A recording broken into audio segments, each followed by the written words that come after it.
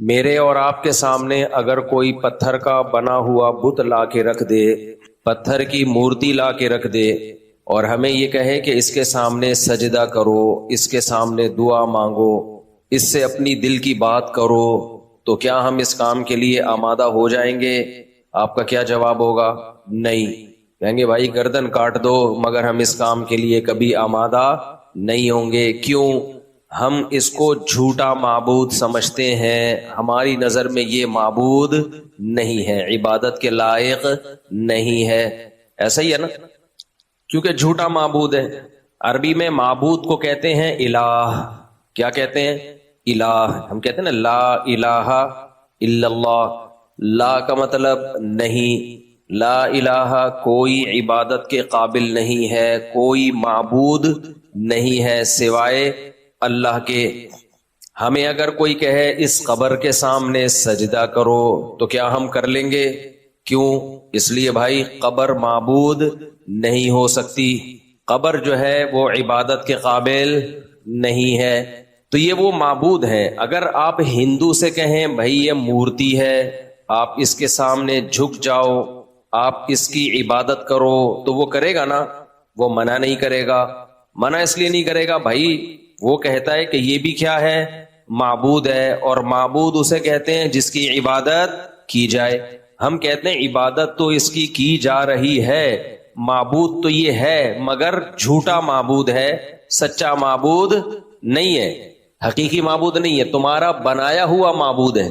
تو کچھ معبود وہ ہوتے ہیں جن کو ہم مانتے ہیں کہ یہ جھوٹے ہیں، لہذا ہم ان کی عبادت نہیں کرتے۔ عیسائی جو ہیں وہ حضرت عیسیٰ علیہ السلام کو معبود کہتے ہیں، کہتے تو نہیں ہیں، مانتے ہیں۔ ہم جب عیسائیوں سے کہتے ہیں بھائی معبود تو صرف ایک ہے، تمہاری کتابوں میں بھی لکھا ہوا ہے کہ معبود ایک ہے، تورات میں انجیل میں ہے کہ معبود جو عبادت کے لائق ہے وہ کتنے ہیں بھائی؟ صرف ایک۔ تو وہ کہتے ہیں ہم کب کہتے ہیں کہ دو ہیں؟ ہم بھی کہتے ہیں معبود ایک ہے۔ ہم کہتے ہیں پھر عیسیٰ سے مدد کیوں طلب کرتے ہو؟ وہ کہتے ہیں ہم تو مدد طلب کر رہے ہیں، عبادت نہیں کر رہے۔ تو قرآن کہتا ہے کسی سے مدد طلب کرنا، اسباب سے ہٹ کے مدد طلب کرنا، یہ عبادت ہی ہے۔ سمجھتے ہو کہ نہیں سمجھتے؟ دیکھو ایک ہندو بھگوان کے سامنے جھکا ہوا ہے اور مٹھائی رکھ رہا ہے، منتیں مان رہا ہے، طواف کر رہا ہے، سجدے کر رہا ہے۔ ہم اس سے کہتے ہیں بھائی اس کی عبادت کیوں کر رہا ہے؟ وہ کہہ رہے ہیں میں عبادت تھوڑی کر رہا ہوں، میں تو چکر لگا رہا ہوں، میں عبادت تھوڑی کر رہا ہوں، میں تو مدد طلب کر رہا ہوں بھگوان سے۔ تو ہم کیا کہیں گے؟ اور عبادت کے کیا بھائی کوئی سینگ ہوتے ہیں جس سے پتہ چلتا ہے کہ عبادت کر رہا ہے؟ ورشپ کسے کہتے ہیں؟ اسی کو تو کہتے ہیں۔ میں سمجھا پا رہا ہوں اپنی بات کہ نہیں سمجھا پا رہا؟ بعض دفعہ آپ کام وہ کر رہے ہوتے ہو، اس کام کو نام دینے کے لیے تیار نہیں ہوتے۔ آپ کو کسی کمزور پہ غصہ آیا، کسی نے کہا جب کسی کمزور پہ غصہ آیا کرے تیری عادت ہے اس کو تھپڑ مارنے کی، آئندہ تو نے تھپڑ مارا تو میں تجھے مکہ ماروں گا۔ کسی بڑے دہشت گرد نے آپ کو دھمکی دے دی کہ تو بڑے تھپڑ مارتا پھر رہے، آئندہ کسی کمزور پہ کمزور کو تو نے تھپڑ مارا تو میں تجھے کیا ماروں گا؟ بولو نا یار، میں مار تھوڑی رہا ہوں، مکہ ماروں گا۔ آپ عادت سے مجبور تھے، کمزور پہ غصہ آیا، آپ نے تھپڑ مار دیا اس کو کھینچ کے۔ اب وہ محلے کا دادا دیکھ رہا تھا، اس نے بولا میں نے تجھے کہا تھا نا تھپڑ نہیں مارنا۔ آپ نے کہا میں نے تھپڑ تھوڑی مارا ہے، میں نے تو چانٹا مارا ہے۔ یہ تھپڑ نہیں ہے، یہ کیا ہے؟ چانٹا ہے۔ تو وہ اس کا جواب یہ کہ وہ بھی ایک مکہ لگائے، اور کہ یہ مکہ نہیں ہے، یہ دھکا ہے، کچھ بھی کہہ لو اس کو۔ اس لیے علماء بیان کرتے ہیں العبرۃ للمعانی، فقہ کا ایک قاعدہ ہے العبرۃ للمعانی لا للالفاظ۔ شریعت الفاظ کے بکھیڑوں میں نہیں پڑتی، شریعت دیکھتی ہے کام کیا ہو رہا ہے۔ لیبل اس پہ کچھ بھی لگا لو، لیبل لگانے پر گورنمنٹ کی طرف سے کوئی پابندی نہیں ہے، کام دیکھا جائے گا کیا ہو رہا ہے۔ آپ کر عبادت رہے ہو، اس کو نام عبادت کا نہیں دے رہے۔ شریعت آپ کے الفاظ کے بکھیڑوں کو ماننے کے لیے تیار نہیں ہے۔ آپ کسی سے مدد مانگ رہے ہو، دعا کر رہے ہو کہ یہ کام کر دے، جب کہا جاتا ہے بھائی یہ تو عبادت ہے، آپ کہتے ہیں عبادت تھوڑی ہے، تو میں مدد مانگ رہا ہوں۔ بھائی مدد تو پولیس سے بھی مانگی جا سکتی ہے، تو اس سے مدد مانگ لی تو کیا ہو گیا؟ بھائی پولیس سے جو مدد مانگی جاتی ہے وہ اسباب کے تحت ہوتی ہے، اس سے جو مدد مانگ رہے اس کی کوئی لاجک بنتی نہیں ہے۔ جس کی مدد کی کوئی لاجک نہ بنتی ہو وہ والی مدد دعا کہلاتی ہے، بے شک آپ اس کو دعا کا نام دینے کے لیے تیار نہ ہو، اور دعا عبادت ہے، بے شک آپ اس کو عبادت کا نام دینے کے لیے تیار نہ ہو۔ بات سمجھ شریف میں آ رہی ہے کہ نہیں آ رہی ہے؟ تو ناموں میں نہیں رکھا، شریعت کیا کہتی ہے؟ دیکھا جائے گا کام کیا ہو رہا ہے۔ اب دیکھو ایک میں مثال دیتا ہوں، شریعت میں ایک مسئلہ ہے، یہ مسئلہ بھی تاکہ لوگوں کے سامنے آ جائے نا، بعض دفعہ مثال دینے میں ایک علم میں بھی آپ کے اضافہ ہو رہا ہے۔ نبی صلی اللہ علیہ وسلم نے فرمایا جار الدار احق بدار الجار، گھر کا پڑوسی پڑوسی کے گھر کا زیادہ حقدار ہے۔ دیکھو جب کوئی شخص اپنی زمین یا مکان بیچ رہا ہو، فار ایگزامپل میرا گھر ہے، میں اس کو بیچنا چاہتا ہوں، تو شریعت میں ایک لفظ استعمال ہوتا ہے شفعہ۔ کیا استعمال ہوتا ہے؟ شین فا عین ہا، یہ مسئلہ بھی لوگوں کے سامنے آ جائے۔ تو شریعت نے پڑوسی کو شفعہ کا حق دیا ہے، یعنی پڑوسی یہ کہہ سکتا ہے کہ میری پرمیشن کے بغیر آپ کسی اور کو نہیں بیچ سکتے، یعنی پہلے میں حقدار ہوں کہ مجھے بیچا جائے۔ یہ شریعت نے کس کو حق دیا ہے؟ پڑوسی کو۔ آپ کو اپنا مکان پڑوسی سے پہلے پوچھنا پڑے گا، بھائی تو نے تو نہیں خریدنا، اگر تو نے خریدنا ہے تو میں کسی اور کو نہیں بیچ رہا۔ یہ شریعت نے کس کو حق دیا ہے؟ پڑوسی کو۔ آپ کی زمین ہے، کھیت ہے، یا کوئی بھی پلاٹ ہے آپ کا، کوئی کھیت ہے، اس کی زمین آپ کی زمین سے جو متصل چاروں طرف جس کی زمین ٹچ ہو رہی ہے، آپ جب زمین بیچیں گے تو شریعت کہتی ہے کہ پہلے کس کا حق ہے؟ جن کی زمین آپ کی زمین سے ٹچ ہو رہی ہے۔ اگر وہ مانگ رہے ہیں تو کسی اور کو دینے کی اجازت نہیں ہے آپ کو، ان کو دینی پڑے گی آپ کو، تاکہ ان کی مرضی کا پڑوسی آئے پڑوس میں، ان کی مرضی کے خلاف پڑوسی نہ آئے۔ اس کا مقصد یہ ہے، آپ نے کسی چرسی کو بیچ دی، وہ بندہ رہ رہا ہے، اس کے سامنے شرابی کبابی آ گئے، ایک عذاب میں پڑ جائے گا، یار ہم 20 سال سے یہاں رہ رہے ہیں، چرسیوں کو لا کے ڈال دیا، بچے ہمارے خراب ہو رہے ہیں۔ اسلام میں تو بچے ہوتے ہیں نا، تو ان کے خراب ہونے کا بھی ڈر ہوتا ہے۔ اب ایک آدھ بچے کا کیا، نہ وہ ٹھیک ہوتا ہے نہ وہ خراب ہوتا ہے، اس کا کیا کرنا ہے؟ بچوں پہ ابھی میں آؤں گا دوبارہ، میرے پہ بہت لوگ کمنٹس کر رہے ہیں جب میں 16-17 بچوں کی بات کرتا ہوں نا، او ہو ان مولویوں نے یہ دیکھو کیا کر لیا، پھر پیسہ آ رہا ہے نا، اصل میں کیا آ رہا ہے؟ پیسہ آ رہا ہے، تو ہری ہری سوجی سب بتاؤں گا میں انشاءاللہ۔ میں تم لوگوں کو نحوست اور بے برکتی سے نکالنا چاہتا ہوں، سمجھتے ہو کہ فیملی پلاننگ کے چکر میں اپنے گھروں کی رونق کو ختم مت کرو۔ بار بار ایک چیخ رہا ہوں، بچے عذاب نہیں ہیں، نعمت ہیں، رحمت ہیں، خوشیوں کا سبب بنتے ہیں، ٹینشن کا سبب نہیں بنتے۔ پاگلو، آپ کو نہیں کہہ رہا، آپ کے علاوہ کو جو نیٹ پہ سن رہے ہیں، بلکہ ان کو بھی نہیں نا، ان کے علاوہ۔ خیر یہ تو میں ٹاپک لے کے چلتا ہی رہتا ہوں، ابھی تو میں جلدی سے جو ٹاپک لے کے چلنا چاہ رہا ہوں وہ بات کمپلیٹ ہو جائے۔ تو شریعت نے حق دیا کس کو بھائی؟ پڑوسی کو۔ بے شک کتنے اچھے رشتہ دار آ رہے ہوں، لیکن شریعت کیا چاہتی ہے بھائی؟ کس کے پاس جائے مکان؟ پڑوسی کے پاس جائے۔ اس میں ایک حکمت یہ بھی ہے کہ اسلام میں وراثت کا نظام ہے، جس سے جائیدادیں ڈیوائیڈ ہو کے چھوٹی ہو جاتی ہیں، زمینیں ڈیوائیڈ ہو کے کیا ہوتی ہیں؟ چھوٹی۔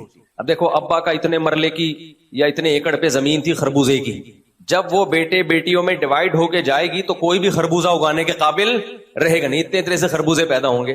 تو اس کی تلافی کے لیے شریعت نے ایک آلٹرنیٹ سسٹم دے دیا، بھائی ٹھیک ہے ڈیوائیڈ تو ہوگی، لیکن جب ایک بھائی زمین بیچے گا تو اس کو اپنے پارٹنر سے پوچھے بغیر بیچنے کی اجازت نہیں ہے، وہ اپنے پارٹنر کو بیچے گا تاکہ اس کی زمین کا اسپیس بڑھ جائے، کسی کے کام تو آئے نا، اور وہ مجبور بھی ہوگا بیچنے پر کیونکہ اتنی سی زمین پہ وہ کچھ کر نہیں سکتا۔ تو ایک آدمی کے پاس اس زیادہ اسپیس والی پراپرٹی آ جائے، بجائے اس کے کہ لوگ اتنے سے، جیسے گلستان میں جوہر میں دیکھو نا آپ، لوگ مجھے کہتے ہیں مفتی صاحب زیادہ بچوں کی ترغیب دیتے ہو، آپ غربت کا حال دیکھو، ایک فلیٹ میں 8 بچے ایک ہی کمرے میں گھسے ہوئے ہیں، اس سے بہتر نہیں تھا 2 بچے ہوتے، اسپیس ہوتی ان کے پاس؟ نہیں آئی بات سمجھ دوبارہ سے۔ لوگ کہتے ہیں بھائی غریب آدمی 8 10 بچے پیدا کرے گا، رہنے کے لیے اس بیچارے کے پاس جگہ ہے نہیں۔ گلستان جوہر کے فلیٹوں میں جائیں، اتنے سے فلیٹ ہیں، اپارٹمنٹ ہیں، ایک کمرے میں 6 بچے غریبوں کے۔ گلستان جوہر میں سارے غریب نہیں ہیں، جو غریب ہیں ان کی بات کر رہا ہوں۔ ایک اپارٹمنٹ میں ایک کمرے میں 6 بچے گھسڑے ہوئے ہیں، اس سے بہتر نہیں 2 بچے ہوتے، جگہ تو ہوتی نا۔ کیا خیال ہے بھائی ہم نے یہ نہیں کہا کہ ایک کمرے میں 8 بچوں کو گھسیڑو آپ، یہ آپ کا ہیڈک ہے، آپ نسل بڑھاؤ، جیسے جیسے بڑھتی رہے آبادی سے باہر نکلتے رہو. جو گلستان جوہر میں اتنا سا جو فلیٹ کی جو قیمت ہوگی وہ آپ کو احسان آباد میں یا ہائی وے کے قریب زیادہ جگہ مل جائے گی. تو کس نے شریعت نے یہ تھوڑی کہا ہے کہ 6-8 بچوں کو ایک ہی فلیٹ میں گھسیڑ دو سب کو، کھڑکیوں سے نکل نکل کے گر رہے ہو. وہ جاؤ، ان ارض اللہ واسعۃ، اللہ کہتے ہیں میری زمین بہت وسیع ہے. کراچی سے حیدرآباد تک اسپیس ہی اسپیس ملے گی تمہیں. برساتی مینڈکوں کی طرح بھی بچے پیدا کرو گے نا، اسپیس ہی نظر آئے گی تمہیں. نہیں آئی بات؟ تو تمہیں کس نے کہا ہے کہ آبادی کے بیچ میں ہی گھسو؟ لوگوں کی بھی تو مینٹل آپ لیول دیکھیں نا، مینٹیلٹی دیکھیں. پھٹا رکھنے کی جگہ نہیں ہے، ادھر جا کے فلیٹ لے رہا ہے. وہ پاؤں رکھنے کی جگہ نہیں ہے، جیسے WR میں پاؤں رکھنے کی جگہ نہیں ہوتی، پھر بھی کیا کر رہا ہے؟ گھس رہا ہے. ابے اگلی بس میں بیٹھ جانا یار. تو یہ آپ کا ہیڈ ایک ہے. تو ہم اس کے قائل نہیں ہے کہ ایک کمرے میں 6 بچوں کو گھسیڑ دیں. آپ کو تو پھنسیاں لگیں گی، ایک دوسرے سے پھوڑے لگیں گے. آپ نکلو باہر. قرآن جہاں غربت کی بات کرتا ہے وہاں فوراً یہ کہتا ہے ان ارض اللہ واسعۃ، اللہ کی زمین کیا ہے؟ بہت بڑی ہے. اور ہماری عادت یہ ہے کہ ہم غیروں کو فالو کرتے ہیں. مولوی کوئی بات کہہ رہا ہو، کھوپڑی شریف میں نہیں آئے گی. گورا کہہ دے، فوراً کھوپڑی میں آ جائے گی.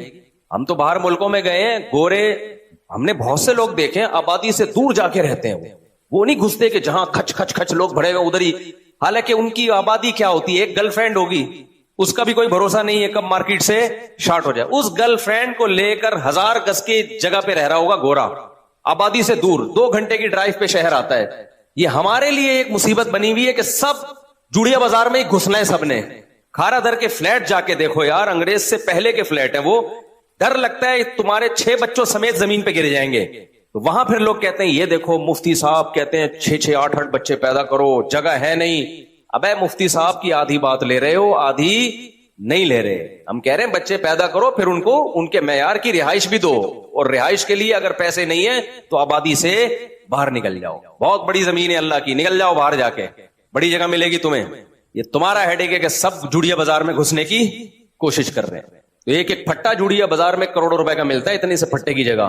ایک آدمی سے میں نے پوچھا اتنا سا پھٹا لے کے بیٹھا ہوا ہے نا جوڑیا بازار میں. میں نے کہا یہ پھٹے کی اسپیس کتنے کی؟ تو 1.5-2 کروڑ روپے بتا رہا تھا. یہ اتنی سی ہے. تو خیر بزنس کے پوائنٹ آف ویو سے تو ٹھیک ہے. گورے کیا کرتے ہیں؟ ریزیڈینشل ایریا ان کے الگ ہوتے ہیں اور کاروباری علاقے الگ ہوتے ہیں. ہمارے ہاں جہاں کمبخت بزنس ہے وہیں گھسا ہوا بھی ہوگا. ایک پھٹا ہے اس کا، اوپر ایک پھٹے پہ بیوی رہ رہی ہوگی، اوپر والے پھٹے پہ میاں رہ رہا ہوگا، اور اس سے اوپر والے پھٹے پہ 8 بچے رہ رہے ہوں گے اس کے. تو پھر لوگ کہتے ہیں یہ دیکھو اس ملک میں پاؤں رکھنے کی جگہ نہیں ہے اور بچے اسپیڈ سے پیدا ہو رہے ہیں. تو ہمارے جو 18 ماشاءاللہ بچے ہیں تو وہ ایک ہی کمرے میں نہیں ہیں، وہ 4 الگ الگ گھروں میں ہیں. سمجھتے ہو کہ نہیں سمجھتے؟ یہاں پر پھر وہ سوال ہوگا ہر آدمی کے پاس 4 گھر کے پیسے نہیں ہوتے، تو ہمارے پاس بھی نہیں تھے، لیکن گھر ہمارے شروع سے ہی ہیں. یہاں پھر اللہ پہ توکل کے بغیر یہ چیزیں سمجھ میں نہیں آتی ہیں. اللہ کہتا ہے بچہ پہلے آئے گا، ماں کی چھاتیوں میں دودھ بعد میں آئے گا، رزق بعد میں آئے گا. آپ کہتے ہو پہلے پیسے آئیں گے پھر بچے آئیں گے. اللہ کہتے ہیں نہ پیسہ آئے گا نہ بچہ آئے گا. ویسے کا ویسے ہی مرے گا تو. کندھا دینے والے بھی محلے پڑوس سے بلوانے پڑیں گے عیدی سینٹر سے. ابھی دیکھو نا جنازے جتنے فوراً عیدی سینٹر جا رہے ہوتے ہیں، کوئی غسل دینے والے لوگ نہیں ہوتے. تو اپنی زندگیوں کو برباد مت کرو. ہم کوئی پاگل نہیں ہے جو چیخ چیخ کے تمہیں سمجھا رہے ہیں. ہمارا کیا فائدہ تمہاری نسل بڑھے نہ بڑھے، ہمیں تھوڑی کوئی پیسے ملیں گے اس کے. تو خیر ہم یہ عرض کر رہے تھے میرے بھائی، العبرۃ للمعانی لا للالفاظ. فقہا یہ مسئلہ بیان کرتے ہیں کہ شریعت الفاظ کو نہیں دیکھتی، شریعت کام کو دیکھتی ہے کہ کام کیا ہو رہا ہے. سمجھتے ہو کہ نہیں سمجھتے؟ کام دیکھتی ہے کہ کیا ہو رہا ہے. تو میں اس کی مثالیں دے رہا تھا کہ ایک نے چماٹ مارا، تھپڑ مارا. اس سے پوچھا جائے کہ تجھے تھپڑ مارنے سے منع کیا تھا، وہ کہ میں نے تھپڑ نہیں مارا، میں نے کیا مارا ہے؟ چماٹ. تو بھائی تھپڑ کی ایک ڈیفینیشن ہے، ہاتھ بہت زور سے کسی کے رکھ دینا.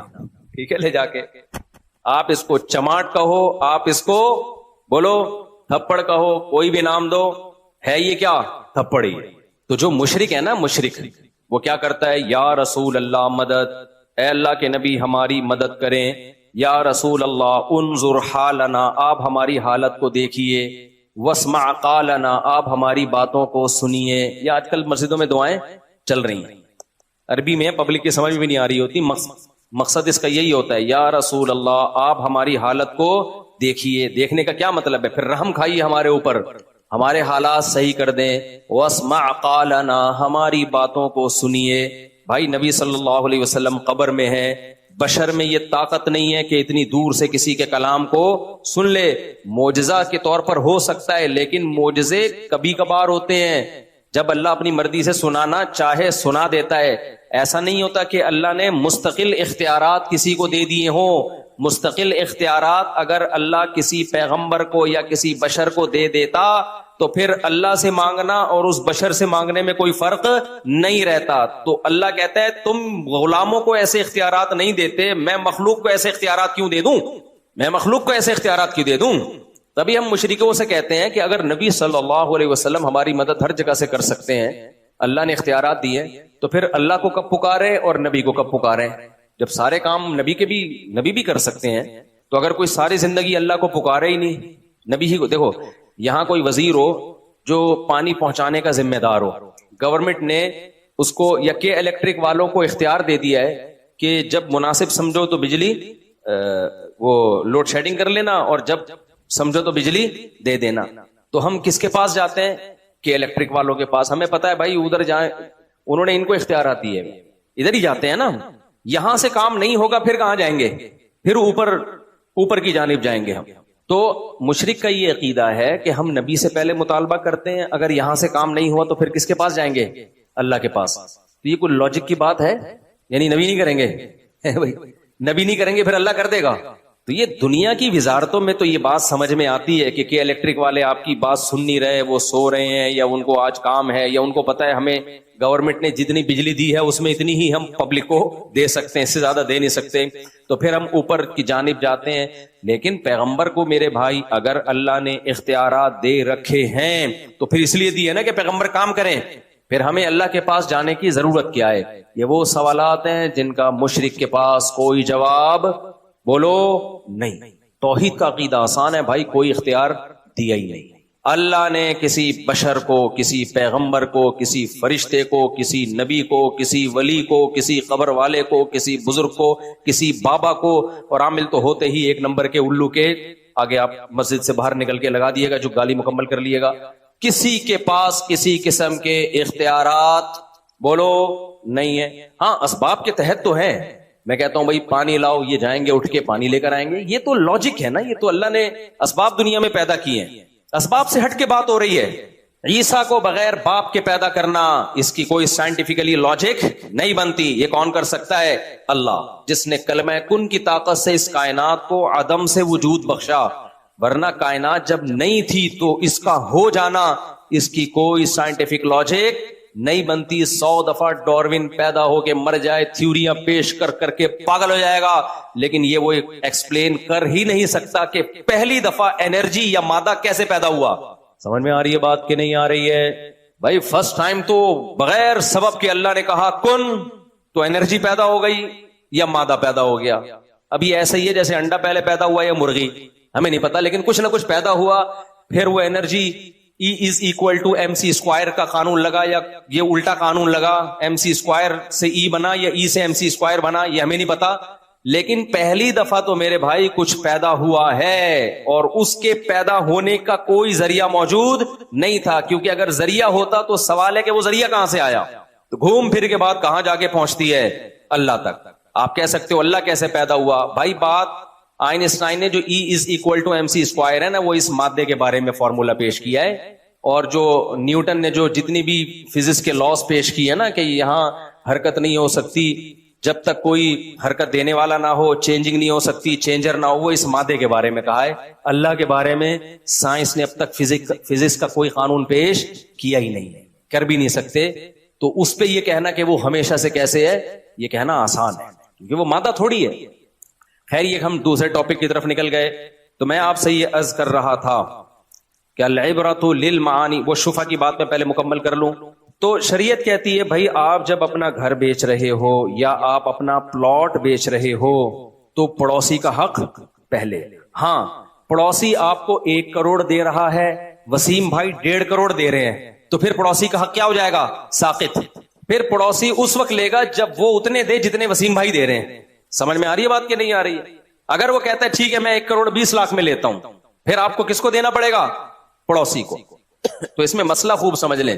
مسئلہ یہ کہ آپ اگر کسی کے پڑوس میں رہتے ہیں نا اور آپ چاہتے ہو اس کا گھر میں خریدوں, وہ بیچ نہیں رہا, آپ کو جیسے ہی اطلاع ملی کہ اس نے غفار بھائی کو یہ 1.5 کروڑ میں بیچ دیا ہے, جیسے ہی اطلاع ملے تو آپ اگر چاہتے ہو نا یہ پلاٹ اس کے بجائے میرے حصے میں آئے, تو آپ فوراً 2 آدمیوں کو گواہ بنا دو کہ 1.5 کروڑ میں شفا کرتا ہوں. یہ 1.5 کروڑ میں کون لیتا ہے؟ میں لوں گا. 2 آدمیوں کو گواہ بنا دو, کیونکہ اگر خاموش رہے تو خاموش رہنا اس کی علامت ہے کہ آپ اپنے حق سے دستبردار ہونے پر راضی ہو. کچھ حقوق کمزور ہوتے ہیں, اس میں فوراً اگر آواز نہ اٹھائی جائے تو شریعت کہتی ہے آپ کا حق ضائع ہو گیا. اس لیے کہ ایسا نا اس نے غفار کو بیچ دیا, سب کچھ ہو گیا, اب آپ کہہ رہے ہو میں لیتا ہوں, تو بھائی اتنے دنوں سے چپ کیوں بیٹھا ہوا تھا؟ تو فوراً بولنا پڑے گا آپ کو, بھائی 1.5 کروڑ میں اس نے فلاں جگہ بھیجا ہے, 2 بندوں کو گواہ بنا دے کہ تم گواہ رہو 1.5 کروڑ میں اپنا حق شفا استعمال کرتا ہوں, یہ میں لوں گا. تو اگر آپ نے یہ کہہ دیا اور 2 بندوں کو گواہ بنا دیا, گواہ بنانا اس لیے تاکہ پتا چلے کہ میں خاموش نہیں رہا تھا, تو پھر شریعت جس نے مکان بیچا ہے اس کو پابند کرتی ہے کہ اب آپ کو اپنے پڑوس کو یہ گھر دینا پڑے. کسی اور کو بیچا تو حرام اور ناجائز ہے. سمجھتے ہو کہ نہیں سمجھتے؟ اب میں جو اصل مثال دینا چاہ رہا تھا اب اس کو سمجھو. علماء نے بیان کیا ہے کہ اگر کوئی شخص یہ ہیلا کرے, زید کے پاس ایک پلاٹ ہے, زید کے پاس کیا ہے؟ ایک پلاٹ, پڑوس میں کون رہتا ہے؟ وسیم. وسیم چاہتا ہے کہ زید جب یہ پلاٹ بیچے تو یہ میرے حصے میں آئے. کیوں؟ اس لیے میرے حصے میں آئے, میں خریدوں, کیونکہ وسیم کا 4 شادیوں کا پروگرام, اس کا ارادہ ہے کہ بھائی میرے پڑوس میں اگر ایک اور گھر ہوگا تو میں دونوں گھروں کو ملا کے اسپیس کیا ہو جائے گی؟ زیادہ ہو جائے گی. اس میں اگر جتنی بھی اسپیڈ سے بچے پیدا ہوئے تو سارے ایک ہی جگہ آ جائیں گے. بہت مشکل ہو رہا ہے آج بات سمجھانا. جیسی اسپیڈ اور بچوں کی بات سنتے ہو نا آپ لوگ کے ہوش ایک دم کسی اور دنیا میں چلے جاتے ہو آپ لوگ. خیر بھائی کسی بھی وجہ سے دلچسپی لے رہا ہے کہ یار میرا گھر پیچھے دیوار ہٹا دوں گا, یہ کھڑکی کھول دوں گا یا ایک دروازہ بنا دوں گا تو میری اسپیس زیادہ ہو جائے گی نا. تو وسیم چاہ رہا ہے کہ زید سے گھر خریدے. زید کے تعلقات ہیں اپنے کسی ریلیٹو سے, زید اس کو بیچنا چاہ رہا ہے 1 کروڑ میں. زید کو مسئلہ معلوم ہے کہ یار 1 کروڑ میں نے اپنے پھپھا کو اگر یہ گھر بیچا یا کسی بھی اجنبی شخص کو میں نے یہ گھر بیچا تو یہ کمبخت وسیم شفا کر دے گا, اور یہ جس کو میں دینا چاہ رہا ہوں اس کو نہیں آئے گا. مجھے تو 1 کروڑ پورے مل جائیں گے, لیکن ہماری آپس کا کوئی مکا ہو گیا ہے, وہ کہہ رہا ہے بھائی مجھے بیچ, اس کو مت بیچ. تو یہ کباب میں ہڈی بن کے لے جائے گا. شریعت اس کو ترجیح دیتی ہے. تو اب آپ ایک ہیلا اختیار کرتے ہیں کہ میں بیچ نہیں رہا, میں گفٹ کر رہا ہوں. گفٹ میں شفے کا حق نہیں ہوتا, سمجھتے ہو بھائی؟ گفٹ تو اپنی دوستی میں ہے نا, آپ کا پڑوسی سے, آپ کی پڑوسی سے دوستی نہیں ہے نا, آپ اس کو گفٹ کیوں کر رہے ہو؟ آپ کسی ریلیٹو کو گفٹ کر رہے ہو, تو گفٹ میں شفے کا حق نہیں ہے. بیچنے میں تو اس لیے کہ بھائی بیچنے کا مقصد تمہارا پیسہ کمانا ہے نا, تو جب وہ بھی تمہیں اتنا ہی پیسہ دے رہا ہے تو اس کو کیوں نہیں دے رہے؟ اس کو کیوں نہیں دے رہے؟ اس کی مرضی کا پڑوسی اس پہ لا کے کیوں لاد رہے ہو؟ اس کی مرضی کے خلاف کا پڑوسی. اب ایک آدمی ہیلا اختیار کرتا ہے, زید یہ ہیلا اختیار کرتا ہے, زید غفار بھائی سے جا کے رابطہ کرتا ہے اور غفار بھائی کو کہتا ہے بھائی یہ پلاٹ میں نے تمہیں فری پھوکٹ میں, یعنی میں نے تمہیں گفٹ کیا اور تم بھی اس کے بدلے 1 کروڑ مجھے گفٹ کر دینا. گفٹ کھیل رہے ہیں ہم لوگ, سمجھ رہے ہو؟ میں تمہیں یہ پلاٹ میں گفٹ کر رہا ہوں فری میں, گفٹ فری ہی ہوتا ہے, اور تم ایسا کرنا چھپڑ میں 1 کروڑ مجھے بھی کیا کر دینا خوشی میں. میں نہیں بیچ رہا, ڈاکومنٹس جو بنیں گے وہ ہبہ کے بنیں گے, گفٹ وہ خرید و فروخت کے نہیں بنیں گے, وہ ہبہ کے بنیں گے. تم بھی مجھے 1 ہفتے بعد 1 کروڑ روپے گفٹ کر دینا. سمجھتے ہو؟ تو شریعت کہتی ہے کہ پھر بھی زید کو, سلیم کو شفے کا حق ہوگا. کیوں؟ یہ ہبہ گفٹ آپ کے حق میں ہوگا, اس کے حق میں یہ خرید و فروخت ہی ہے. سمجھتے ہو کہ نہیں سمجھتے؟ یہ کیا ہے؟ خرید و فروخت. اسی سے اسلامک بینکنگ کا مسئلہ بھی سمجھ لو. اسلامک بینکنگ میں کچھ ٹرمز ایسی یوز ہوتی ہیں جو سودی بینکوں میں یوز ہوتی ہیں. تو جن لوگوں کو جو مفتی نہیں ہیں, جن کو بینکنگ کا یا سود کے مسائل پراپر وے میں انہوں نے پڑھے نہیں ہیں, تو وہ ان ٹرمز کو دیکھ کے کہتے ہیں ابے یہ تو وہی ہے. بھائی اس میں ٹرمز وہ یوز ہو رہی ہیں, کام اندر وہ نہیں ہو رہا. سمجھتے ہو؟ چاہے اس کو سود ہی کا نام دے دو پھر بھی سود نہیں ہے. میں آپ کو گاڑی بیچتا ہوں اور کہتا ہوں کہ یہ گاڑی میں نے آپ کو کیش پہ 1 کروڑ میں دی ہے, اور اگر 2 مہینے بعد پیمنٹ کرو گے تو 1 کروڑ 10 لاکھ میں آئی ہے, تو ابھی طے کر لو کتنے کی لینی ہے. تو وہ کہتا ہے ٹھیک ہے 1 کروڑ 10 لاکھ کی یہ میری ہوئی. میں کہتا ہوں ٹھیک ہے 10 لاکھ سود ہے جو 1-2 مہینے بعد مجھے دے دینا. شریعت کہتی ہے منہ سے بول تو سود رہا ہے, حقیقت میں یہ سود نہیں ہے, کیونکہ اسی وقت 1,10,00,000 اس کی قیمت طے ہو گئی ہے. اب اگر یہ پہلے پیمنٹ لا کے دے تو بھی 1,10,00,000, 2 مہینے کے بعد دے گا تو بھی 1,10,00,000. اس گاڑی کی قیمت ہی 1,10,00,000 طے ہوئی ہے. یہ آپس میں اس کو سود کا نام دے رہے ہیں, شریعت اس کو سود نہیں مانتا. جی پی فنڈ میں کیا ہوتا ہے, اس کو سود کہہ رہے ہوتے ہیں نا. جی پی فنڈ میں آپ کی تنخواہ سے اتنے پیسے کٹیں گے, سود لگ کے واپس ملیں گے. تمام جتنے بھی مفتیان کرام ہیں, یہ جو آج کل پروفیسر ٹائپ کے اسکالرز آ رہے ہیں, میں ان کی بات نہیں کر رہا, یہ تو کسی ایک جگہ ٹکتے ہی نہیں ہے. جو سود ہے اس کو سود نہیں کہہ رہے ہوتے, جو سود نہیں ہے اس کو کیا کہہ رہے ہوتے ہیں, سود کہہ رہے ہوتے ہیں. ان کو تو بیچاروں کو پتہ ہی نہیں ہے. اچھے جذبے بھی ہیں ان کے, لیکن ان مسائل میں نہیں ان کو فارغ ہوتے ہیں. لوگ بہت فالو کر رہے ہوتے ہیں ان کو, لیکن ویسے یہ کیا ہوتے ہیں بھائی, فتویٰ ایک باقاعدہ محنت کا کام ہے. ایسے بیٹھے بیٹھے نہیں آ جاتا یہ مفتی جو بن جاتا ہے نا. مسائل اتنا آسان ہوتا کہ زندگی بھر آپ میڈیکل سائنس پڑھتے رہے ہو, اب آپ فتویٰ دے رہے ہو. پڑھا آپ نے کچھ اور ہے, کام آپ کا کچھ اور ہے. تو عامی آدمی واضح و نصیحت کر سکتا ہے, درس قرآن بھی علماء کی تفاسیر دیکھ کے کر سکتا ہے, لیکن آگے جو مسائل کا باب ہے, ریسرچ ہے, یہ اس کی فیلڈ نہیں ہے. اور اس کو مان لینے میں کوئی حرج نہیں ہے. لوگ مانتے نہیں ہیں, کہتے نہیں ہمیں سب پتہ ہے. تو آپ سمجھیں اس بات کو کہ وہ کیا بات آئی تھی دماغ میں یار, کہ آپ نے 1,10,00,000 روپے لے لیے نا. ہاں, جی پی فنڈ. جی پی فنڈ میں کیا ہوتا ہے, آپ کی تنخواہ کٹتی ہے اور جتنی جمع ہو جاتی ہے اس میں ڈبل کر کے دے دیتے ہیں. کسی بھی مفتی سے پوچھیں, وہ کہتا ہے یہ سود نہیں ہے. سمجھ رہے ہو, یہ سود نہیں ہے, یہ اجرت ہے جو مؤجل دی جائے گی. آپ کا کسی سے ایگریمنٹ ہوتا ہے نا, جیسے قسطوں کی کاروبار حلال ہے. کیوں حلال ہے؟ اسی مجلس میں طے ہو جاتا ہے کہ میں اس چیز کی اتنی قیمت لوں گا. اب اس قیمت میں ٹائم کی وجہ سے نہ کمی ہو سکتی ہے اور نہ اضافہ. سود جب ہوتا جب ہم یہ کہتے ابھی دے دیے تو اتنے, نہیں دیے تو ابھی دے دیے تو 1 کروڑ, 1 مہینے بعد دیے تو 1.5 کروڑ. اب تیری مرضی ہے, جا گھر چلا جا. کل پیسے لے آیا تو 1 کروڑ, نہیں لایا تو کتنے ہو جائیں گے.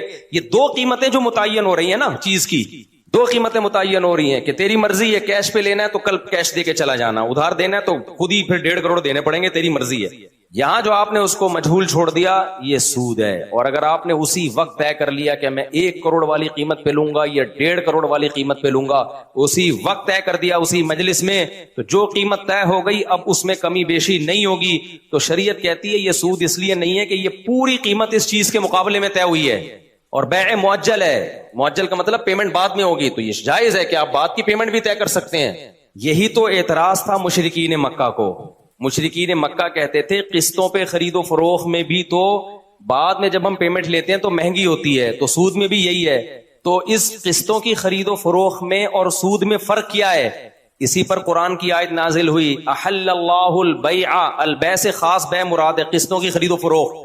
قرآن نے کہا کہ وہ جو خرید و فروخت ہے نا اور سود, اس میں فرق یہ ہے کہ وہ حلال ہے اور وہ اللہ نے حرام کی, یہ فرق. تو آج بھی بہت سے اسکالر کہہ رہے ہوتے ہیں قسطوں پہ خرید و فروخت حرام ہے. بھائی یہ تو آیت شان نزول ہی یہی ہے کہ اللہ کہتے ہیں یہ جو مشرکین اعتراض کرتے تھے, مشرکین یہ اعتراض کرتے تھے بھائی قسطوں کی خرید و فروخت میں بھی تو وہی پروفٹ ہوتا ہے, تو وہ سود کے ذریعے لے لیا تو کیا جا رہا ہے. اللہ نے کیا کہا بھائی یہ فرق ہے, وہ اللہ نے حلال کیا ہے اور اس کو اللہ نے حرام کیا, بس اتنا کافی ہے مسلمان کے لیے فرق. تو اب سمجھیں بات کو.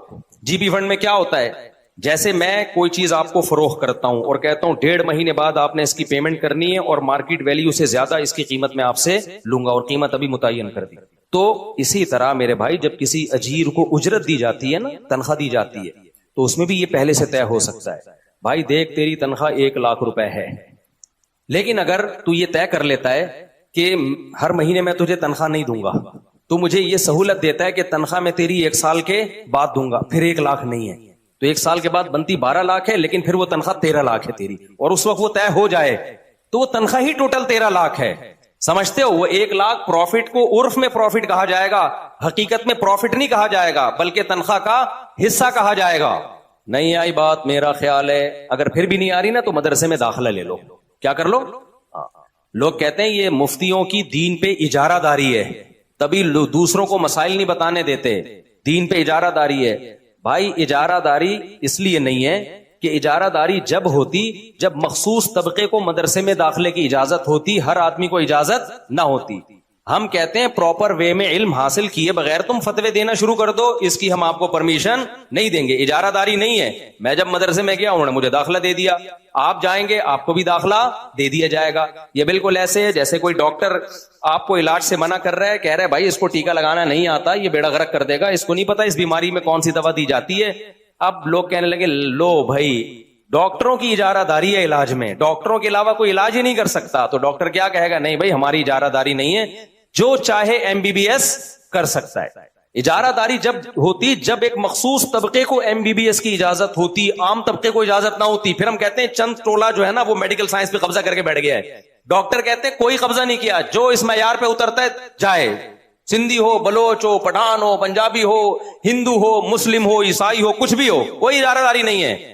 ایسے ہی مذہب پہ کسی کی اجارہ داری نہیں ہے، مفتیوں پہ کسی کی اجارہ داری نہیں ہے، لیکن پراپر پڑھنا پڑے گا، اس کے بعد آپ کو فتویٰ دینے کی اجازت ہے. پڑھے بغیر آپ فتویٰ دینا شروع کر دو تو پھر ہم اس کی پرمیشن نہیں دیں گے. آپ کو پرمیشن نہ دینے کا مطلب ہم بتائیں گے کہ یہ ناجائز ہے، یہ غلط کر رہا ہے. تو خرید و فروخت کے مسائل، نکاح طلاق کے مسائل ٹی وی میں ہر آدمی کو لا کے مسائل پوچھے جا رہے ہیں. یار آپ بتائیں جی فلانے کی طلاق ہو گئی ہے کہ نہیں ہو گئی. بھائی وہ اس کو کیا پتا یار نکاح طلاق کے مسائل کا؟ اس نے کیا کتاب الطلاق پڑھا ہوا ہے؟ اس کو کیا پتا فقہا کے اختلاف کا کہ کس اختلاف، پھر اختلاف میں کون سا اختلاف کو کتنی ویلیو دینی ہے. یہ سب چیزیں تو پراپر وے میں پڑھی جاتی ہیں.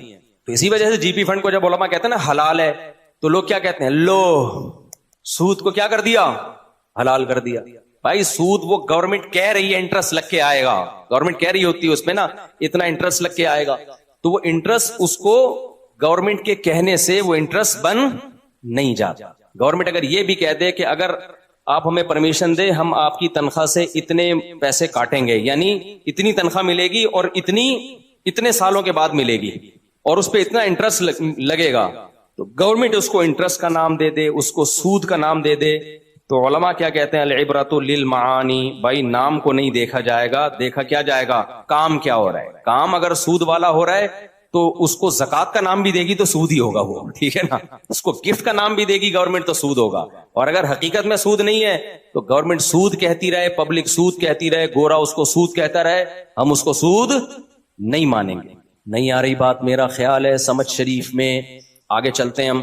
تو کہاں سے کہاں ہم نکل گئے صرف مثالوں سے بات سمجھانے کے لیے. تو اب سمجھو جو میں توحید آپ کے سامنے بیان کر رہا ہوں نا، آج کے مشرک یہ 2 نمبریاں کرتے ہیں، ناموں میں ہیر پھیر کر کے شرک پہ توحید کا لیبل لگا دیتے ہیں. ناموں میں ہیر پھیر کرتے ہیں اور شرک پہ کیا لیبل لگا دیتے ہیں؟ توحید کا. اب آپ دعا مانگ رہے ہیں یا رسول اللہ انظر حالنا، اے نبی ہماری حالت کو دیکھیے، ہماری باتوں کو سنیے، ہماری مدد کیجئے. آپ ان سے جا کے کہتے ہو بھائی نبی تو قبر میں ہے، تو وہ جواب میں کہتے ہیں نبی ہماری ہر جگہ سے پکار سنتے ہیں. نبی کو اللہ نے اختیارات دے رکھے ہیں، جب چاہیں جس کی چاہیں مدد کر سکتے ہیں. تو یہی تو الوہیت ہے، جس کو پکارا جائے یہ نظریہ رکھ کر، تو اسی عمل کو دعا کہا جاتا ہے. اور یہ دعا اللہ کی نظر میں عبادت ہے، بلکہ عبادت کا جزو اعظم ہے. ہر بھگوان کو پکارا جاتا ہے، ہر معبود کو. ہندو مندر میں جا کے سجدوں کو اتنا فوکس نہیں کر رہے ہوتے جتنا اس کو پکار کو کہ میرا یہ کام کر دے، میرا یہ کام کر دے، میرا یہ کام کر دے. مزاروں میں لوگ طواف اور سجدوں کو اتنا فوکس نہیں کرتے جتنا اس سے مرادیں مانگنے کو فوکس کرتے ہیں. اسی وجہ سے قرآن نے کہا کہ ادعوا ربکم وقال ربکم ادعونی استجب لکم. تمہارا رب کہتا ہے مجھ سے دعا مانگا کرو، میں تمہاری دعاؤں کو سنتا ہوں. ان الذین یستکبرون عن عبادتی، جو میری عبادت سے تکبر کرتے ہیں وہ جہنم میں جائیں گے. دیکھو اللہ نے پہلے کہا کہ مجھ سے دعا مانگا کرو، پھر اللہ نے کہا کچھ لوگ ہوں گے جو دعا مانگنے میں تکبر کریں گے. تو اللہ نے کیا فرمایا؟ جو میری عبادت سے تکبر کرتے ہیں. تو یہاں اللہ دعا کو کیا کہہ رہے ہیں؟ عبادت. بھائی صاحب سمجھ میں آ رہی ہے کہ نہیں آ رہی ہے؟ دیکھو اللہ نے اس سورہ زمر کی اس آیت میں کیا فرمایا؟ مجھ سے دعا مانگا کرو. اور جو میری عبادت نہیں کرتے یعنی مجھ سے دعا نہیں مانگتے. تو تمام مفسرین لکھتے ہیں اس آیت کے تحت کہ اس میں اللہ نے صاف بتا دیا کہ دعا ہی کیا ہے؟ اصل عبادت ہے. تو جب آپ نبی سے دعا مانگ رہو یا رسول اللہ انظر حالنا واسمع قالنا، یا رسول اللہ مدد، یا علی مدد، یا غوث آدم مدد، تو آپ سے پوچھا جائے گا بھائی اس کا مطلب کیا ہے. اگر آپ مطلب یہ بیان کرتے ہو کہ نبی میری جب چاہے مدد کر سکتے ہیں، اس کا مطلب آپ نبی سے دعا مانگ رہے ہو، اس کا مطلب آپ نبی کی عبادت کر رہے ہو۔ پھر اس تکلف کی ضرورت نہیں ہے کہ میں نبی کی قبر پہ سجدہ نہیں کرتا، میں نبی کی قبر پہ طواف نہیں کرتا، میں عبادت تھوڑی کر رہا ہوں، میں تو نبی سے مانگ رہا ہوں۔ بھائی تو مانگنا ہی تو عبادت ہے۔ جیسے اس نے تھپڑ لگایا تھا اور کہا تھا میں نے تھپڑ نہیں مارا، میں نے تو چپیٹ مارا ہے، تو چپیٹ تھپڑ کو لالو کھیت کی زبان میں چپیٹ کہا جائے گا؟ کیا خیال ہے بھائی؟ بشرطے کہ اسٹائل لالو کھیت والا ہو۔ دیکھو ایک اسٹائل لکھنؤ کا ہوتا ہے تھپڑ کا، اس میں بڑی تمیز سے درود شریف پڑھ کے لگایا جائے۔ ایک اسٹائل ہے لالو کھیت کا، تھپڑ لگانے کے بعد سوچتا ہے آدمی کہ اس کا ری ایکشن کیا ہوگا۔ تو مشرک کیا کرتا ہے؟ الفاظ کے بکھیڑوں میں الجھاتا ہے۔ آپ یہ آج کل یہ منجن بہت بک رہا ہے، بہت زیادہ بک رہا ہے یہ منجن۔ وہی میں بار بار کہتا ہوں نا، فرقہ واریت کے خلاف۔ میں کس کے خلاف ہوں؟ فرقہ واریت کے خلاف۔ لوگ کہتے ہیں ویل ڈن، یہ بندہ ہے نہ حنفی ہے نہ شافی ہے نہ دیوبندی ہے نہ بریلوی ہے نہ شیعہ ہے نہ سنی ہے، واہ واہ۔ کام کیا ہو رہا ہے؟ نیا فرقہ لانچ، بجائے اتنے ساروں کو ختم کرنے کے ایک نیا مارکیٹ میں آ رہا ہے۔ لوگ کام نہیں دیکھ رہے، لوگ کیا دیکھ رہے ہیں؟ لیبل دیکھ رہے ہیں۔ تو بھائی ہم تو یہی چیخ چیخ کے تھک گئے، اللہ کے بندو لیبل مت دیکھو، کام دیکھو۔ دیکھو تبلیغ والے فرقہ واریت کے خلاف ہیں، کام سے پتہ چلتا ہے خلاف ہیں۔ تبلیغ والے یہ کر سکتے تھے، ایک رائے منڈ میں اجتماع کرتے، ہمارا کوئی فرقہ نہیں ہے، حنفی بھی غلط، شافی بھی غلط، مالکیہ بھی غلط، حنبلی بھی غلط، دیوبندی بھی بول لو نا یار غلط، بریلوی بھی غلط، شیعہ بھی غلط، سنی بھی غلط، اہل حدیث بھی غلط۔ حاجی عبد الوہاب صاحب رحمۃ اللہ سے پوچھتے حضرت صحیح کون ہے؟ صحیح صرف ہم، کیونکہ ہمارا کوئی فرقہ نہیں ہے۔ سمجھ میں نہیں آ رہی بات؟ پھر اس جماعت میں جب کوئی آتا، پھر حاجی عبد الوہاب صاحب کی قرآن و حدیث کی روشنی میں اپنی ایک نئی نماز آتی مارکیٹ میں، ٹھیک ہے نا؟ سمجھ رہے؟ جو نہ حنفیوں سے میچ کر رہی ہوتی نہ شافیوں سے میچ کر رہی ہوتی، کچھ نئے مسائل آتے جو پوری امت سے الگ ہوتے، کیونکہ پوری امت تو گھاس کھا رہی تھی اب تک۔ آپ فرقہ واریت کے خلاف، پھر جب کہتے حضرت یہ تو ابو حنیفہ بھی اس کے قائل نہیں ہے، آپ کوئی نیا مسئلہ مارکیٹ میں لے کر آئے ہیں، یہ تو اجماع امت کے خلاف ہے۔ وہ کہتے ہیں میں کسی کو نہیں مانتا، میں صرف قرآن کو اور حدیث کو مانتا ہوں، اور سہروزے کی جو جماعتیں میں نکالوں گا ان جماعتوں میں یہی سکھایا جائے گا کہ صرف قرآن حدیث، اور قرآن حدیث کا مطلب یہ ہوگا کہ باقی سارے کیا ہیں؟ غلط۔ قرآن حدیث کو تو سب مانتے ہیں، لیکن قرآن حدیث کو اس طرح سے ماننا کہ باقی سب کو کیا کر دینا؟ باقی سب گھاس کھا رہے تھے، وہ تورات انجیل پر عمل کر رہے تھے، ہم کیا کر رہے ہیں؟ ہم ہیں جو قرآن و حدیث کو لے کر آئے ہیں۔ تو تبلیغی جماعت سے بڑا فرقہ پھر دنیا میں نہیں ہوتا۔ پھر حاجی عبد الوہاب صاحب سے جب اختلاف ہوتا کسی اور بزرگ کا، تو ایک فرقہ دو فرقوں میں ڈیوائڈ، پھر کسی اور کا اختلاف ہوتا تو 4 فرقے، پھر 8، اب تک تبلیغ جماعت کے 48,000 فرقے بن چکے ہوتے۔ سب کا یہ دعویٰ ہوتا کہ ہمارا کوئی فرقہ نہیں ہے، کام فرقہ پرستی کا ہوتا، لیبل امت کے اتحاد کا لگتا۔ تبلیغ والوں نے کام کو فوکس کیا، لیبل کو فوکس نہیں کیا۔ نہیں آ رہی بات؟ اب میں بتاتا ہوں تبلیغ والوں نے کیسے فرقہ واریت ختم کی ہے۔ تبلیغ والوں نے سب سے پہلے توحید کا نعرہ لیا کہ توحید، اتنے لبرل نہیں بن گئے کہ مشرک کو بھی جگہ دے دی انہوں نے۔ سب سے پہلے لا الہ الا اللہ، آسان زبان میں اس کا کہ بھئی اللہ سے ہونے کا یقین، غیر اللہ سے نہ ہونے کا یقین۔ یہاں ہونے کا مطلب اسباب سے ہٹ کے اگر کوئی کچھ کر سکتا ہے تو صرف کون کر سکتا ہے؟ یہ مطلب نہیں کہ پولیس بھی کچھ نہیں کر سکتی، ڈاکٹر بھی کچھ نہیں کر سکتا۔ تبلیغ والے بھی ڈاکٹروں کے پاس جاتے ہیں، ٹیکے ویکے لگواتے ہیں، وہ گولیاں بھی کھاتے ہیں۔ اسباب سے ہٹ کے صرف کون کرے گا؟ اللہ۔ اور اللہ کے احکام کو صرف نبی کے طریقوں میں پورا کرنا کیا ہے؟ کامیابی۔ اس میں نبی کے آخری نبی ہونے کا بھی اقرار ہو گیا کہ نہیں ہو گیا؟ کیا خیال ہے بھائی؟ تو اسلام کی بنیاد ہے، اس بنیاد پہ کمپرومائز نہیں ہو سکتا۔ پھر انہوں نے 6 نمبر بیان کیے، جن 6 نمبروں میں کسی کو کوئی اختلاف نہیں ہے۔ ان 6 نمبروں میں ایک خوبصورت نمبر علماء کا اکرام، تاکہ لوگ علماء سے ہٹ کے کوئی نیا فرقہ نہ بنا لیں۔ تبلیغ میں علماء کا اکرام سکھایا جاتا ہے۔ کیا سکھایا جاتا ہے؟ علماء کا اکرام۔ اس لیے آپ تبلیغ میں جاؤ، کوئی ٹانگیں چوڑی کر کے نماز پڑھ رہا ہے، کوئی پتلی کر کے نماز پڑھ رہا ہے، عرب بھی ہیں اس میں، مصر کے لوگ بھی ہیں اس میں، افریقہ کے لوگ بھی ہیں اس میں، مراکش کے لوگ بھی ہیں، حالانکہ سب کی نمازیں تھوڑی تھوڑی ڈیفرنٹ۔ اور صحابہ میں بھی یہ نمازیں تھوڑی تھوڑی ڈیفرنٹ تھیں۔ تو صحابہ میں فرقے تھے؟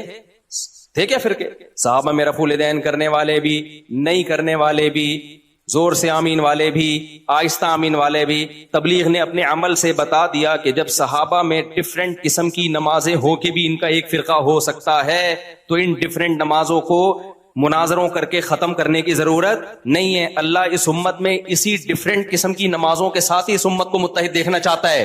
تو تبلیغ میں رفع الیدین والے بھی ملیں گے اور نہ کرنے والے بھی، زور سے والے بھی اور زور سے آمین والے بھی، آہستہ آمین والے بھی. انہوں نے کہا بھائی صحابہ کا یہ ہیڈک تھا ہی نہیں، جس کو جو حدیث پہنچی عمل کر لیا، اس نے جس کو جس عالم پر اعتماد ہوا اس کی رائے پر عمل کر لیا. پوری دنیا میں اس وقت مسلمانوں کا سب سے بڑا نیٹ ورک کون سا ہے؟ تبلیغی جماعت. توحید پر کمپرومائز نہیں، ختم نبوت پہ کمپرومائز نہیں کیا انہوں نے، کیونکہ اللہ سے ہونے کا یقین اور اللہ کے حکام کس کے طریقے پر؟ نبی. اس میں مرزا قادیانی کی جگہ نہیں ہے. باقی بھائی حدیث کی تشریحات میں اختلاف ہو سکتا ہے.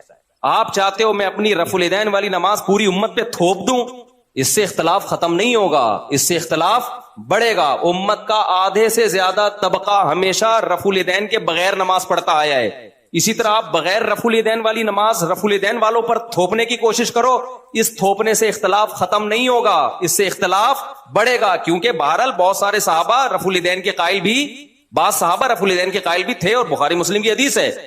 اختلاف اس میں کہ آخری دم تک کیا کہ نہیں کیا، تو اختلاف ختم نہیں ہو سکتا. تو اگر آپ ایک نماز بھی تھوپو گے دوسرے پر تو اس سے لیبل اتحاد امت کا لگے گا، کام کیا ہوگا؟ اختلاف امت کا. تو تبلیغ نے لیبل نہیں لگایا، تبلیغ والوں نے کیا کیا ہے؟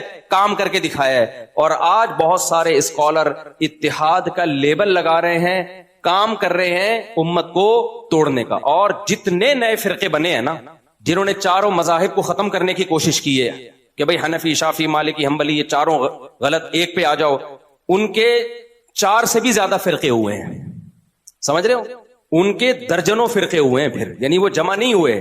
ہونا تو یہ چاہیے تھا چاروں کو ایک بنا دیا جاتا نا، یا 4 تک رہنے دیا جاتا. جب انہوں نے یہ کوشش کی کہ 4 کو ختم کر کے ایک پہ لائیں تو کوشش کرنے والے خود درجنوں میں بٹ گئے. اب میں نام نہیں لینا چاہتا ان فرقوں کے کہ یہ فرقہ، یہ فرقہ، وہ وہی پھر نفرتیں پھیلتی ہیں اور کچھ بھی حاصل نہیں ہوتی. تو آج امت متاثر ہو رہی ہے لیبل سے. میں 4 شادیوں کی بات کرتا ہوں نا، خواتین غصہ کرتی ہیں ہمارے حقوق پر، تو یہ بندہ کبھی بولتا ہی نہیں ہے میں آپ کے حقوق کا لیبل نہیں لگاتا. کام کس کے لیے کر رہا ہوں؟ خواتین کے لیے کر رہا ہوں. انگریز لیبل لگاتا ہے ویمن رائٹس گئے تیل لینے. انگریزوں کیا ویمن کے کوئی رائٹس؟ ابے وہ وومن جب ان کے یہاں نہ ماں ہے، نہ بہن ہے، نہ بیٹی کے حق ملا، نہ بیوی کا حق ملا، تو رائٹ کیا کرنا ہے اس منجن کا؟ دیکھو انگریزوں کے ہاں جو بوڑھی ماں ہے نا، اس کا کوئی حق بولو نہیں ہے، تو وہ عورت ہی ہے نا، وہ اولڈ ہاؤس ہے اس کا ٹھکانہ. تقریریں آپ گورے سے کروا لو عورت کے حقوق پر. مدر ڈے منائے گا، ہم سے زیادہ پیسہ خرچ کرے گا مدر ڈے پر. پیسہ کیا 2-3 چاکلیٹوں کا خرچہ ہوتا ہے، زیادہ نہیں ہوتا. فادر ڈے منا لیں گے یہ لوگ. شور زیادہ کون مچاتا ہے؟ لبرل لوگ. فادر مدر، ہم شور نہیں مچاتے، لیکن ہم ماں باپ کو مرنے کے بعد بھی اب تک دعاؤں میں ان کے لیے روتے ہیں، تمنا کرتے ہیں کاش زندہ ہوتے تو تھوڑی خدمت کر کے اپنے گناہوں کو معاف کروا لیتے، کاش زندہ ہوتے. تو سب سے بڑی عبادت ہی ہمارے لیے کیا ہے؟ ماں باپ کی خدمت. عورت کے حقوق، عورت کی آزادی، عورت کی آزادی، لیبل بڑے زبردست. رزلٹ کیا نکل رہا ہے؟ مرد کی عیاشی. نہیں آئی بات؟ عورت کی آزادی کا مطلب پتہ ہے کیا ہے؟ کپڑوں سے آزاد کرو تاکہ مردوں کے کیا ہوں؟ مزے. مرد کبھی بھی بور نہ ہو. بورنگ لائف، برقعوں میں عورت نظر آ رہی ہے، بوریت کس کو ہوگی؟ آدمی کو ہوگی. آپ جب آفس میں جاؤ، ایک پھلجڑی یہاں بیٹھی بھی ہو، ایک پھلجڑی چھمک چھلو یہاں بیٹھی بھی ہو. آپ باس بن گئے تو ایک پھلجڑی آپ کی اسسٹنٹ ہو. اس پھلجڑی کو کیا مل رہا ہے؟ بیوی والی محبت نہیں مل رہی اس کو جو گھر میں رہ کے ملتی. اور ابھی بڑھاپا اس پھلجڑی کا جو برباد ہونے والا ہے نا. آج کسی نے مجھے کہا کہ آج کل شادی شدہ خواتین کنواری لڑکیوں کو دیکھ کر احساس کمتری میں جاتی ہیں، جو گاڑیوں میں گھوم رہی ہیں، لائف کو انجوائے کر رہی ہیں، میاں لیس زندگی، کوئی میاں نہیں ہے، اچھی پوسٹوں پر ہیں، پیسہ عیاشی. تو شادی شدہ بیچاری ٹھٹھرتی ہے انہیں دیکھ کے کہ ہاں میں تو اپنے میاں کو پوچھنا ہے، چائے کا پوچھنا ہے، بچوں کا خیال، بچوں کا پیمپر چینج. ہو اصل عیاشی کس کی ہے؟ اس کی. جنہوں نے مجھے یہ کہا نا، میں نے اس سے کہا کہ تھوڑے دن اس کی جوانی کے گزرنے دو، تنہائی جس طرح انسان کو کھاتی ہے نا، گاڑی انسان کی تنہائی کا آلٹرنیٹ. دیکھو میں امریکہ جاتا ہوں نا، گاڑی مجھے وہاں بھی مل جاتی ہے ڈرائیو کے لیے. جاپان جاتا ہوں وہاں بھی مل جاتی ہے. پھر بھی گھر بھاگنے کا دل کرتا ہے، کیونکہ ہم گاڑی سے دل کی باتیں بولو نہیں کر سکتے. محبت بچوں سے، بیگم سے ملتی ہے، بہن بھائیوں سے ملتی ہے، دوستوں سے ملتی ہے. ان کے دوست بھی ہوتے ہیں. لڑکی کا دوست جو ہوگا یا تو بھائی ہوگا یا کوئی غیر محرم ہوگا. بھائی ہوتا نہیں ہے، ٹھیک ہے نا. تو جو غیر محرم ہوگا وہ کیا دوستی لگائے گا ان سے یار؟ وہ کیا کس نیت سے دیکھے گا ان کو وہ؟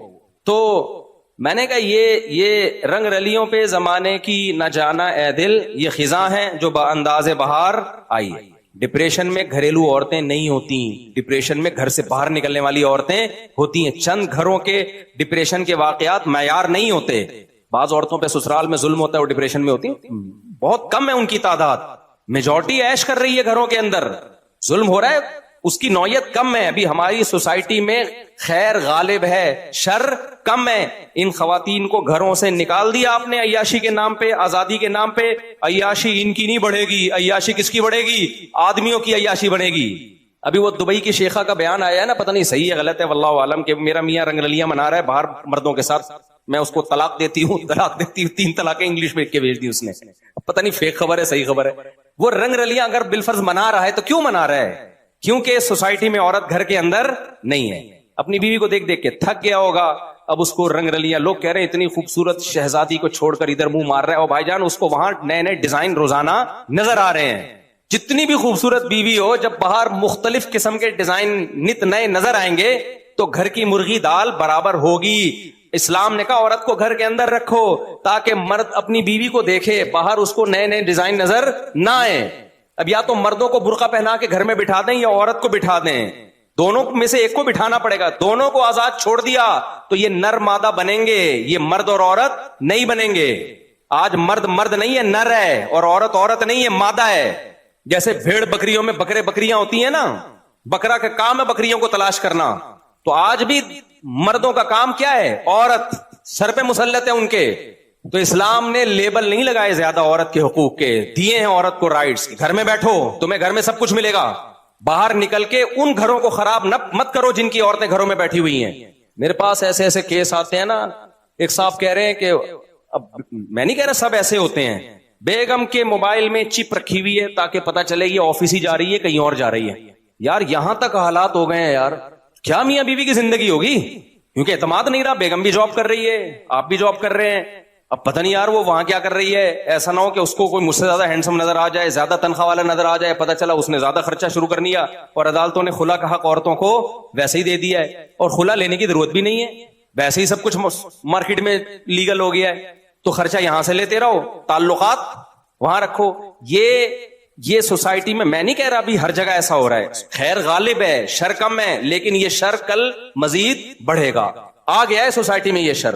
پہلے مرد کو پتا ہے میری بیوی باہر گئی ہے، ماں کے گئی ہے تو ماں ہی کے گئی ہے، بہن کے گئی ہے تو بہن ہی کے گئی ہے. اب جب ڈیلی بیسس پہ وہ آفس جا رہی ہے، 20 قسم کے مرد اس کے ساتھ بیٹھے ہوئے ہیں صبح و شام، تو ادھر وسوسے کس کے دل میں آئیں گے؟ اس آدمی کے دل میں آئیں گے. یار پتہ نہیں جا بھی رہی ہے کہ کیا ہے. اور تھوڑی سی مرد میں کمزوری ہوئی، اسے پتا ہے کہ اب میری اس کمزوری کا یہ ناجائز فائدہ اٹھا سکتی ہے. اور اسی طرح عورت کو بھی میاں پہ اعتماد ختم. پہلے عورت کو پتا تھا میرا شوہر آفس میں ہے تو وہاں بڑی بڑی داڑھی مونچھوں والے اسی جیسے امپلائیز ہوں گے، کلیگ ہوں گے اس کے. اب اس کو پتا ہے کہ جب یہ آفس میں جا رہا ہے تو کال سینٹر میں اس کے دائیں بائیں پھلجھڑیاں بیٹھی ہوئی ہیں، تو اسے میں تھوڑے دنوں میں پرانی سی لگوں گی. تو اس کو اپنے میاں پہ اعتماد ختم، میاں کو بیوی پہ اعتماد ختم. تو اس سے گھروں کا نظام کیا ہوگا؟ تباہ. اور اس سے نقصان عورت کا ہوگا، مرد کا نہیں ہوگا. طلاق کے بعد عورت کا معاملہ خراب ہوتا ہے. آدمی کہہ رہا ہے چلو جان چھوٹی، ٹھیک ہے نا، عیاشی کا دروازہ کھل گیا. وہ تو شریف شرفا قسم کے آپ لوگ بیٹھے ہوئے، ان کو تکلیف ہوتی ہے، ورنہ سیکولر لبرل آدمی کہتا ہے جان چھوڑا یار، نکل پتلی گلی سے. سب کی بات نہیں کر رہا لیکن ایسا ہوگا آہستہ آہستہ. تو اس لیے ان ناروں سے متاثر نہ ہوا کرو میرے بھائی، رنگ رلیوں پہ زمانے کی نہ جانا اے دل. یہ خزاں ہے جو لیبل باہر کا لگا کے آئی ہے، ٹھیک ہے نا. خزاں ہے جو لیبل کس کا لگا کے آئی ہے؟ باہر کا لیبل. ہم نے اپنی ماؤں کو، دادیوں کو، گھروں کی عورتوں کو دیکھا ہے، گھروں میں زندگی گزاری، عیش کی انہوں نے، اور کر رہی ہیں الحمدللہ. اور ہم نے ان کو بھی دیکھا ہے جو گھروں سے باہر نکلی ہیں آزادی کے نام پہ. جوانی میں کچھ رنگ رلیاں ہوتی ہیں لیکن تنہائی کیا کرتی ہے؟ کاٹتی ہے. دیکھو دنیا میں سب سے زیادہ ڈپریشن انسان کو ناکام ریلیشن کی بیس پہ ہوتی ہے. انسان کی زندگی میں سب سے زیادہ ویلیو ریلیشن کی ہے. دولت بھی لوگ اس لیے کماتے ہیں تاکہ ریلیشن بنے. ایک وجہ یہ بھی ہے, ورنہ اصل چیز کیا ہے؟ انسان محبتوں کا بھوکا ہے. آدم علیہ السلام جنت میں بور ہو گئے تھے, اللہ نے محبت کے لیے اماں حوا کو پیدا کیا, اور اماں حوا کو ایسا نہیں کیا کہ پہلے پیدا کر دیا. اللہ کو پتا تھا اکیلی یہ بور ہو جائیں گی, پہلے میاں کا انتظام کرو ان کے لیے. سمجھ رہے ہو کہ نہیں سمجھ رہے؟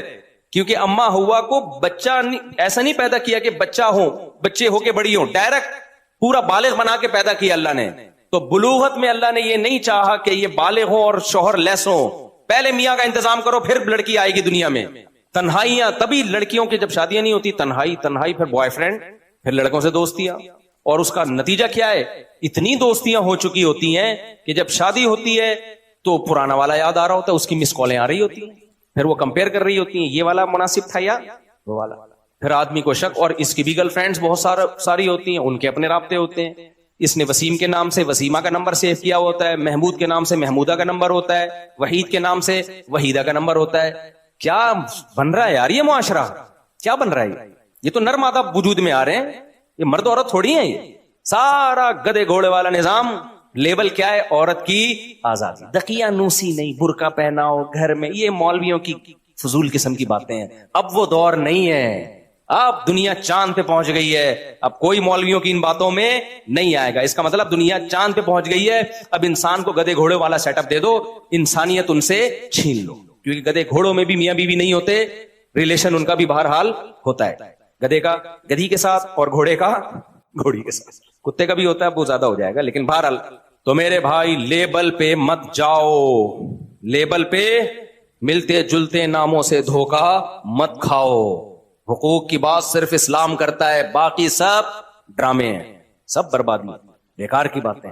تو کہاں سے کہاں بات چلی گئی؟ اصل میں تو توحید پر بات کر رہا تھا. تو وہی بات ہے نا, لیبل لگا کے پتہ نہیں کیا کیا کر دیا سوسائٹی میں. آزادی کے تو نا, میرا جسم میری مرضی کہتے فضول قسم کی بات ہے. عورت کا جسم جب عورت کی مرضی ہوگی نا تو عیاشی کس کی بنے گی؟ مزے. مرد تو چاہتے ہیں تمہارا جسم تمہاری مرضی, تاکہ ہم جب تم تک پہنچے تمہیں کسی سے پوچھنے کی ضرورت نہ رہے, پکڑی جاؤ تو کوئی مارے نہیں تمہیں. مرد تو مزے ہیں مرد کے بھائی, چند پیسوں میں راضی کر لے گا وہ. اللہ میاں نے کہا تیرے جسم پہ تیری مرضی نہیں ہے, تجھے بیوی بنا کے لائے گا تو آپشن ہے, اور بیوی بنا کے لانے میں پکڑا کون جائے گا؟ آدمی. ساری زندگی اس پہ خرچے, تیرے بچوں کا باپ بنے گا وہ. انگریزوں میں ہوتے بھی ہیں, نہیں بھی ہوتے. کبھی کہہ لیتے ہیں ٹھیک ہے میں ایز اے فادر اس کو ایکسپٹ کرتا ہوں, کبھی کہتے ہیں نہیں بھائی جاؤ. تو مردوں کے مزے ہیں بھائی. مردوں کو چاہیے امریکہ میں پیدا ہوں, عورتوں کو چاہیے مسلم سوسائٹی میں پیدا ہوں. انگریز عورت پتہ ہے جب مسلمان ہوتی ہے نا, وہ تیسری بیوی بن جاتی ہے آرام سے, کیونکہ اس کو پتہ ہے اپنے مردوں کا. وہ کہتی 4 ہوں گی نا, پتہ ہوگا 4 ہیں, کیونکہ اس نے وہ زندگی گزاری ہوتی ہے کہ میرا ایک بوائے فرینڈ تھا اور کمبخت نے 20 گرل فرینڈ رکھی ہوئی تھی سنبھال کے دائیں بائیں. انگریز واقعی جھوٹ نہیں بولتے, لیکن ایک جھوٹ 99% گورا بولتا ہے اپنی بیوی سے کہ میرا تمہارے علاوہ کوئی ریلیشن نہیں ہے, اور اپنی گرل فرینڈ سے کہ میں تمہارے علاوہ کسی سے محبت نہیں کرتا. یہ انگریز, یہ جھوٹ جیپنیز بھی بے تحاشا بولتے ہیں, اور انگریز بھی, امریکن بھی, جرمنی والے بھی, فرانس والے بھی. 99% یہ جھوٹ, اس کے علاوہ کوئی جھوٹ نہیں بولتے وہ. اور ہم یہ والا جھوٹ کم بولتے ہیں, اس کے علاوہ سارے جھوٹ. لیکن یہ ایک جھوٹ ہی ان سارے جھوٹوں پہ کیا ہے. ہمارے جھوٹ کیا ہوتے ہیں یار؟ ٹماٹر گلے ہوئے تھوڑے سے یوں نیچے کر دیے, اوپر صاف کیا کر دیے, پہنا دیے ٹماٹر, اس کو غربت میں کر رہے ہیں یار, غلط کر رہے ہیں. یہ حالات آپ انگریزوں کو دو تو صحیح, یہ دو, پھر دیکھتا ہوں بھائی کون ایماندار ہے. ایمانداری اور بے ایمانی کا آزمائش میں پتا چلتا ہے. جب پیٹ بھرے ہوئے ہوتے ہیں تو سارے ایمانداری ہوتے ہیں میرے بھائی. تو یورپ, امریکہ اور ان ملکوں کی ترقی یافتہ ملکوں کے ایمانداری کے واقعات ہمارے سامنے بیان مت کیا کرو. توندے بھری بھی ہوتی ہیں تو بے ایمانی کی ضرورت ہوتی نہیں ہے. ان حالات میں, ان پسینوں میں اور لوڈ شیڈنگ میں 10 محرم کا روزہ رکھا, ہمارے گھر والوں نے لائٹ ہی چلی گئی, این افطاری کے وقت لائٹ آئی ہے. ابے تم نے کربلا بنا دیا یار. تو وہ گھر والے بول رہے تھے کہ بھائی اس تکلف کی اب ضرورت کیا تھی, اب بے ہوش ہونے والے تھے, ایسی حالت ہو گئی تھی. تو اس کنڈیشن میں انگریز سچ بولے, پھر مانوں گا بھائی انگریز کیا ہے, سچا ہے. تو یہ حالات جو ہمارے اوپر چل رہے ہیں، اس ڈیزائن کے حکمران اور اس قسم کے حالات آپ جیپنیز کو دیں، جیپنیز بوٹیاں نوچ نوچ کے کھانا شروع کر دیں گے آپ کی. سب کے پیٹ بھرے ہوئے ہیں، معاشی ترقی ہے، لائف کو کیا کر رہے ہیں، انجوائے کر رہے ہیں. تو کیا ضرورت ہے بھائی ان کو جھوٹ بولنے کی؟ تو اس لیے زیادہ نا وہ تعریفیں کیا کرو. کچھ تعریفیں بنتی بھی ہیں وہ میں خود ہی کر لیتا ہوں، وہ آپ کے بتائے بغیر میں خود ہی کر لیتا ہوں. ساری برائیاں نہیں، کچھ اچھی باتیں. خیر بات کو سمیٹتا ہوں میں. تو میرے بھائی، مشرک کیا گڑبڑ کرتا ہے؟ وہ کرتا شرک ہے، لیبل اس پہ کیا لگا دیتا ہے؟ توحید کا. تو اللہ میاں نے فرمایا کہ معبودوں میں کچھ معبود ایسے ہیں جن کو لوگ معبود سمجھ کے ان کی عبادت کرتے ہیں، اور توحید پرست ان کو معبود نہیں سمجھتے، لہذا ان کی عبادت نہیں کرتے. وہاں تو معاملہ ہے کلیئر. لیکن اللہ فرماتے ہیں کچھ معبود ایسے ہیں کہ توحید پرست بھی ان کی عبادت کرتے ہیں، لیکن اس کو معبود ماننے کے لیے تیار نہیں ہے.